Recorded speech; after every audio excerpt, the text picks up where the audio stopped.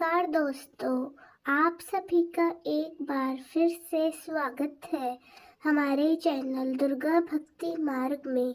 आज मैं आप सभी को सुनाऊंगी फाल्गुन माह महात्म्य अध्याय 4।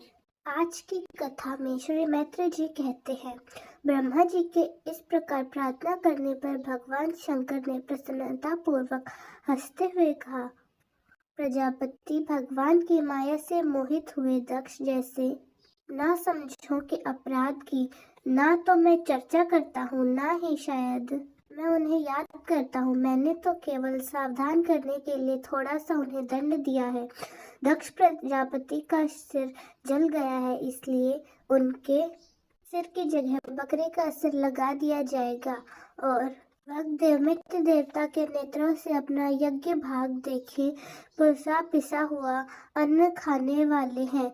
वे ऐसे यजमान के दांतों से भक्षण करे तथा अन्य सब देवताओं के अंग प्रत्यंग भी स्वस्थ हो जाएं, क्योंकि उन्होंने यज्ञ से बचे हुए पदार्थों को मेरा भाग निश्चित कर दिया है। अद्वै यदि याकों में इसकी भुजाएं टूट गई हैं, वे अश्विनी कुमार की भुजाओं से, और जिनके हाथ नष्ट हो गए हैं वे पुसा के हाथों से काम करे तथा भिगु के बकरे की से दाढ़ी मूछ हो जाए। श्री मैत्र जी कहते हैं, वत्स तब भगवान शंकर के वचन सुनकर सब लोग प्रसन्न चित्त से धन्य धन्य कहने लगे। फिर सभी देवता और ऋषियों ने महादेव जी से दक्ष की यज्ञशाला में पधारने की प्रार्थना की और तब वे उन्हें तथा ब्रह्मा जी को साथ लेकर वहां गए। वहां जैसा जैसा भगवान शंकर ने कहा उसी प्रकार सब कार्य करने लगे। उन्होंने दक्ष की धड़ से यज्ञ पशु का सिर जोड़ दिया। सिर जुड़ जाने पर रुद्रदेव की दृष्टि पड़ने पर दक्ष तत्काल सोकर जागने के समान उठे और जब अपने सामने भगवान शिव को देखा, दक्ष का शकरद्रोही की काली माँ से कुपित हृदय उनका दर्शन करने सतकालीन सरोवर के समान सवक्ष हो गया। उन्होंने महादेव जी की स्तुति करनी चाहिए, किंतु अपनी मरी हुई बेटी सती का स्मरण हो आने से स्नेह और उत्कंठा के कारण उनके नेत्रों से आंसू निकल गए।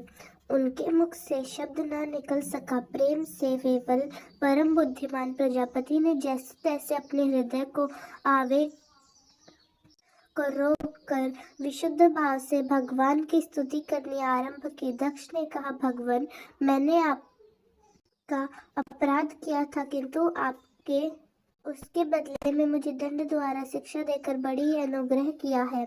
अहो, आप और श्री हरि तो आचार्य ही नाम मात्र के ब्राह्मणों की भी उपेक्षा नहीं करते, फिर हम जैसे यज्ञ आदि करने वालों को क्यों भूलेंगे। विभो, आपने ब्रह्मा होकर सबसे पहले आत्म तत्व की रक्षा के लिए अपने मुख से विद्या, तप, अवध आदि के धारण करने वाले ब्राह्मणों को उत्पन्न किया था। जैसे चरवाया लाठी लेकर गांव की रक्षा करता है, उसी प्रकार आप उन ब्राह्मणों की सब विपत्तियों से रक्षा करते हैं। मैं आपके तत्व को नहीं जानता था, इसलिए मैंने भरी सभा में आपने वनवानों के से बेदा था, किंतु आपने मेरे उस अपराध का कोई विचार नहीं किया। मैं तो आपके ऐसे पूजित महानुभाव का अपराध करने के कारण नरक नीच लोकों में गिरने वाला था, परंतु आपने अपनी करुणा भरी दृष्टि से मुझे उभार लिया। अब भी आपको प्रसन्न करने योग्य मुझ में कोई गुण नहीं है, बस आप अपनी ही उदारता पूर्व बर्ताव से मुझ पर प्रसन्न हो।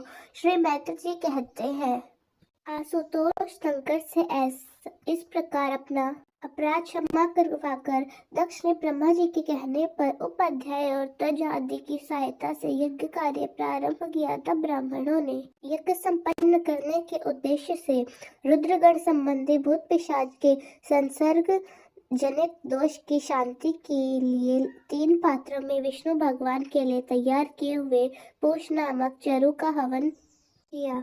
उस हवि को हाथ में लेकर खड़े हुए अवयों के साथ यजमान दक्ष ने जो ही विशुद्ध चित्त श्री हरि का ध्यान किया, तही सरसा भगवान वहां प्रकट हो गए।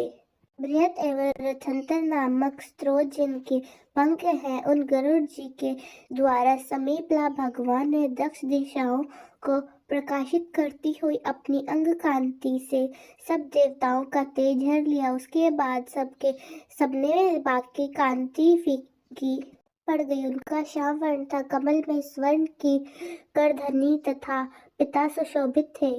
सिर पर सूर्य के समान देदीप्यमान मुकुट था। मुख कमल भर के समान नीली अलकावली और कांति में कुंडल से स्वभावमान था। उनके स्वर्ण में आभूषणों से विभूषित 8 भुजाएं थी, जो भक्तों की रक्षा के लिए सदा उद्यत रहती हैं।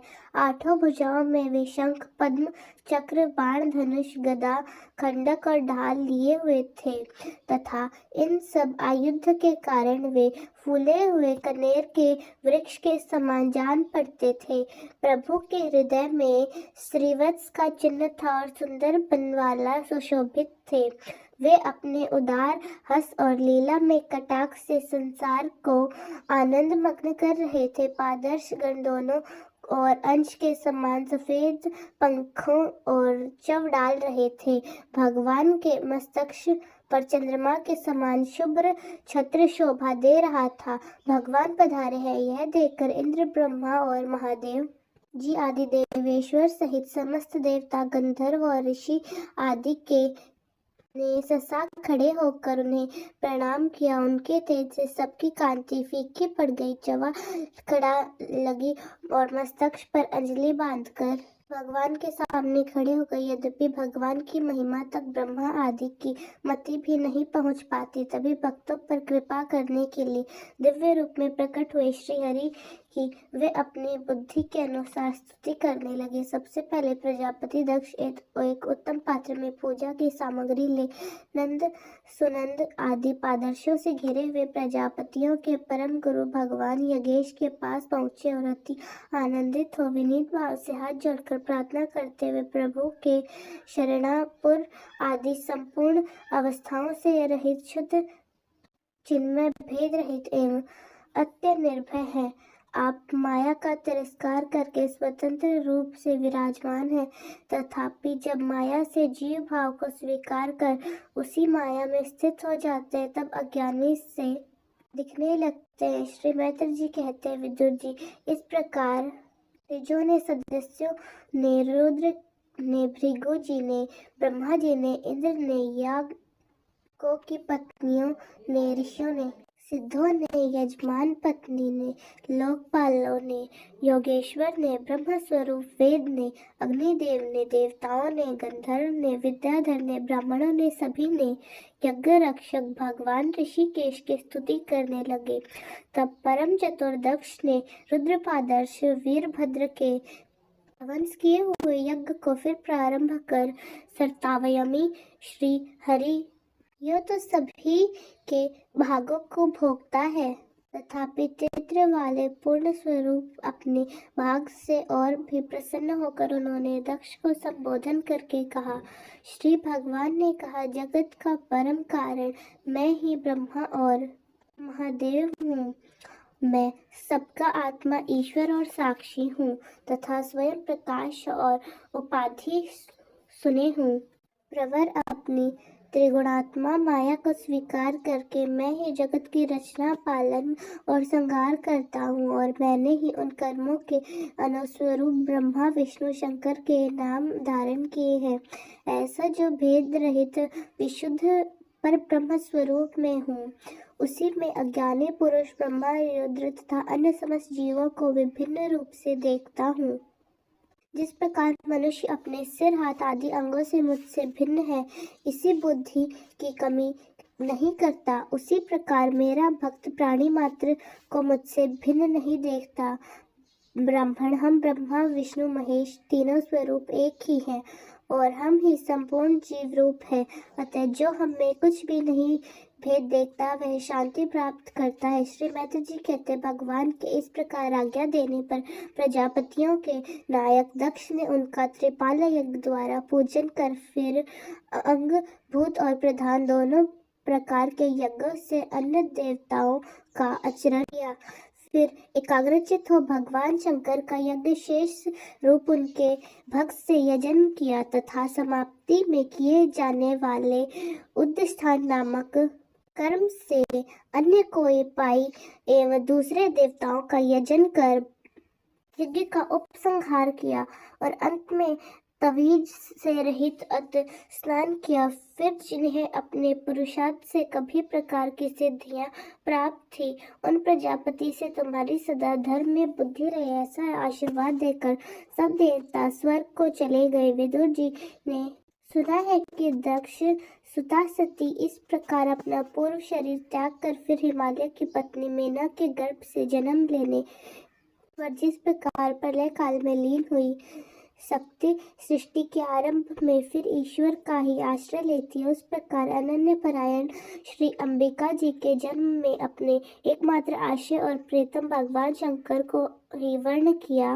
विदुर जी दक्ष जी का विध्वंस करने वाले भगवान शिव का यह चरित्र मैंने बृहस्पति जी के शिष्य परम भगवान उद्धव जी के मुख से सुना है। गुरु नंदन श्री महादेव जी का यह पावन चरित्र यश और आयु को बढ़ाने वाला तथा पाप पंजों को नष्ट करने वाला है। जो मनुष्य भक्ति भाव से इनका नित्य प्रति श्रवण और कीर्तन करता है वह अपनी पाश राशि का नाश कर देता है। तो इसी के साथ यह अध्याय समाप्त हुआ। तो दोस्तों कैसी लगी आपको हमारी आज की कथा कमेंट्स में जरूर बताएं। धन्यवाद।